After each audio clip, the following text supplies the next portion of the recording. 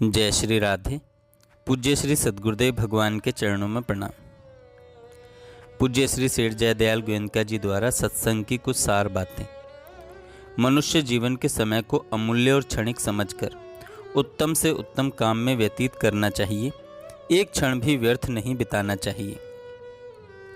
यदि किसी कारणवश कभी कोई क्षण भगवत चिंतन के बिना बीत जाए तो उसके लिए पुत्र शोक से भी बढ़कर घोर पश्चाताप करना चाहिए, जिससे फिर कभी ऐसी भूल न हो। जिसका समय व्यर्थ व्यय होता है उसने समय का मूल्य समझा ही नहीं।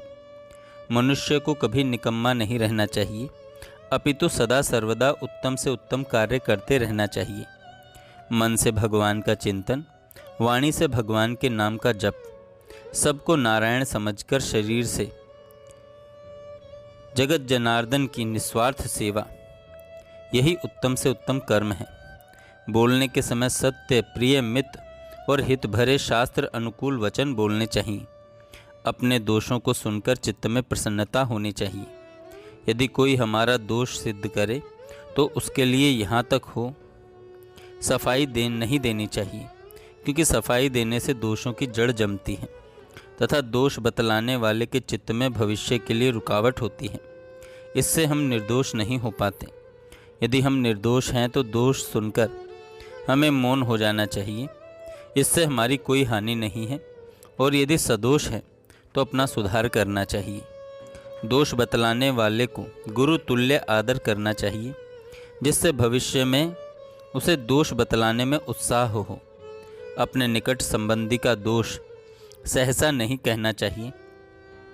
कहने से उसको दुख हो सकता है, जिससे उसका सुधार संभव नहीं। यदि कहीं किन्हीं से काम लेना हो तो उनको अपने पास न बुलाकर उन्हीं के पास जाना चाहिए। सादगी से रहना चाहिए, स्वावलंबी बनना चाहिए। जीवन को अधिक खर्चीला नहीं बनाना चाहिए। ऋषि मुनियों का जीवन खर्चीला नहीं था। अधिक खर्चीला जीवन मनुष्य को रुपयों और दूसरे पुरुषों का दास बना देता है, जिसके कारण अनेक पाप करने पड़ते हैं और दर दर भटकना पड़ता है। शरीर निर्वाह के लिए भी अनासक्त भाव से ही पदार्थों का उपयोग करना चाहिए। भोजन के समय स्वाद की ओर ध्यान नहीं देना चाहिए, क्योंकि वह पतन का हेतु है। स्वास्थ्य की ओर लक्ष्य रखना भी वैराग्य में कमी ही है। कल्याणकामी पुरुष को तो वैराग्य युक्त चित्त से केवल शरीर निर्वाह के लिए ही भोजन करना चाहिए। व्यवहार के समय भजन ध्यान में मुख्य वृत्ति और संसारी कामों में गौण वृत्ति रखनी चाहिए।